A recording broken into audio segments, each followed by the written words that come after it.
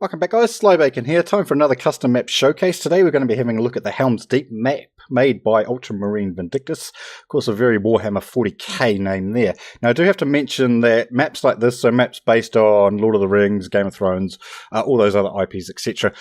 Probably won't be around for very long. CA did initially mention that with their agreement with Games Workshop, they would not allow things from other IPs to be used within Total War Warhammer. So if you want to play these maps, I suggest you play them pretty quickly before they're actually removed from the workshop. So let's have a look around at this lovely map. Now there is a battle raging in the background, but the point of these videos is not to do with the battle, it's to actually have a look at the map themselves. So we'll start with the fortress.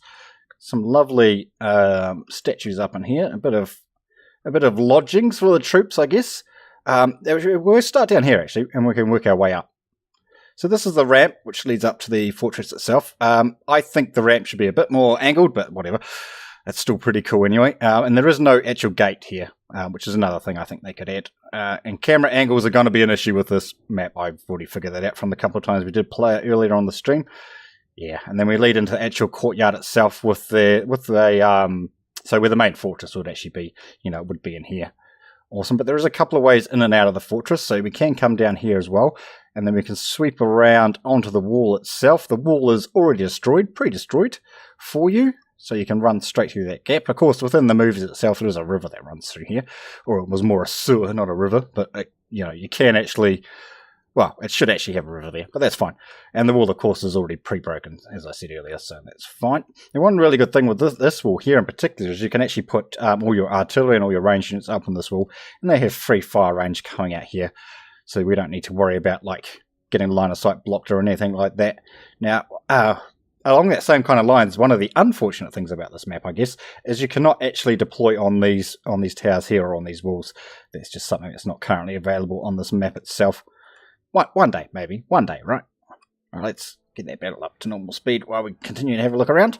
Over on this side of the world, we have a lovely forge area. I'm guessing it's a dwarven forge area, although that doesn't look very dwarfy, but this area here does look particularly dwarfy, which is pretty cool. We've got the furnaces burning there. We've got a smelter going. Barrels of beer or mead, of course, for the dwarfs. Dwarfs always love their beer, right? Now, over in the background here, we actually have, a shriny area, I guess. Go over there and do your praying, etc. Now, while we're over this part of the map, the attackers can actually forward deploy, or vanguard deploy, I should say, in this back area here, which, again, is not something I probably necessarily agree with. Obviously, within the movies itself, or within the lore, this fortress is actually in a gully where you can't actually get into the back of the fortress. So being able to vanguard deploy in there is probably not the best or most lore accurate thing in the world, I should say. And back over the other side of the map, we have a lovely wee altar area. Come over and do some praying to, it is the lady, of course, Britannia, but that's not what the map's about. I do like this here as well. I do love this little thing here. It's just a constant fire tornado. I don't know what the hell happened there. Orcs has burnt it, right? The Orcs has burnt it. There's this lovely wee bridge here as well to come across into this wee settlement area. It's kind of protected. You can't actually get in here, I don't believe. I don't know if you can run troops across there or not. It's something we didn't actually try out in the battles itself. Another wee settlement area with another couple of bridges and etc. All that type of good stuff. Some more bridges. I don't know if that bridge there was particularly necessary, but that's fine. Bit of an odd-shaped bridge as well, but that's cool. Be cool to actually be able to deploy within these wee town areas. That'd be awesome. And we've got a lovely orc settlement out here. Okay, that's as far as I can get. So the orcs are set up, ready to charge in and attack the Helms Deep Fortress. Awesome. Now you can actually, I did talk about this on the stream as well, it would be lovely if this was an actual hill where you could forward deploy your cavalry, like in the movie where, you run down and attack into the side of the orcs and stuff. But, to do that, you'd have to set up scenarios with you're not allowed to attack until, I don't know, 5 minutes or something within the battle, yeah? Something like that would be absolutely awesome. As you can see here, the orcs are actually pouring through the gate, or the broken gate as it is. But unfortunately for them, it's a giant cluster, and my Flock of Doom can actually just destroy those guys completely. Well, what have we got going on over here? What is that? Oh, that's the Orc boss. I was like, what the hell is that? It's one dead Orc boss. On his Wyvern, of course. But yeah, another nice thing, if you do actually break through here as the attacking force, you can actually rush up here and get into the back of the base quite easily. Attacking into the front of the base up this ramp is not the easiest thing in the world to actually do. Attacking up into here. We did play a couple of matches on this map. It was this one, and we played another one where I was attacking. And the one where I was attacking lasted like 25 minutes, so I might actually cast that one for you guys later. There is a live version of it up on the VOD replay if you guys want to check that out, but I might actually do a proper casted version of that one later on. It was a pretty epic battle, pretty back and forth. It was so cool. Yeah, but I think, apart from a couple of little design thingies, like this one here where you can't deploy on these walls, which I think is a big mistake, but... apart from that, and of course this hill area over here, I think apart from that, it's a really, really good map.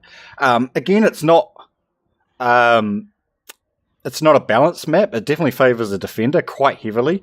On that note, we did actually play a Carrick-Cadrin siege battle where I was defending and Negative Nerd was attacking. He had twice the income that I had, so I think I had 15k, he had 30k. He was still unable to break through, just with just how it forces everybody into wee choke points and stuff like that. And of course, that's what the Dwarfs are well known for. This is definitely a very defensive map, like most of them seem to be at the moment. But early days of these custom maps, I think this is a very good representation of what we might actually get. Like I said earlier in the video, if you want to play these maps, I suggest you play them pretty quickly as soon as they come out, because I'm assuming they're going to be removed quite early on in their lifestyle, or their lifespan, I should say. And maybe if the map creators could not name them what they actually are, they might be able to stay hidden just a wee bit better. Yeah, because I'm assuming that this one's going to go down pretty quickly, because obviously it's a complete rip-off from Lord of the Rings. And like I said, as per their agreement with Games Workshop, so he has agreement with Games Workshop, this type of map, unfortunately, is going to be removed quite quickly, I would think. Which, it is a mighty shame, because obviously we want to play maps like this, based on stuff that we know about. But it doesn't mean we can't have fantastic maps that have nothing to do with other IPs. But actually, what are these humans doing over here? Just coming back to reforge our weapons. That's the thing. We're actually missing an anvil, aren't we? Yeah, we've got a smelter, we've got some furnaces. Yeah, we're missing an anvil. Need to put an anvil over there. What's that? It might be a wee... What's it called? Snarg? Slag? That's what it's called, slag. A wee slag pit, maybe? Right, guys, I just want to reiterate, if you want to play these maps, especially ones that are based on other IPs, just get in there and play them while you can, because I'm assuming they're going to be removed pretty quickly. And I wouldn't be surprised if CA actually comes out with a blanket statement saying, don't make maps to do with other IPs, etc., or else they'll be removed, or you'll be blocked from the workshop, or something like that. I'm assuming something like that is coming, because they did mention a long time ago that they wouldn't allow things like this to actually be within the Total Warhammer universe. So yeah, get them while you can, play them while you can, because some of these maps are absolutely amazing. This map here in particular would be extremely good for like a massive 2v2 battle, that type of thing. Like I say, even the 1v1 that we did earlier on in the stream lasted for 25 minutes, so you could get 35-minute plus matches quite easily out of this map. Very fun map, just a couple of things that I'd like to see tweaked, but that's maybe personal preference. Alright guys, that'll bring us to the end of this map showcase. Hopefully you guys have enjoyed this one. Thanks for watching, and we will see you next time.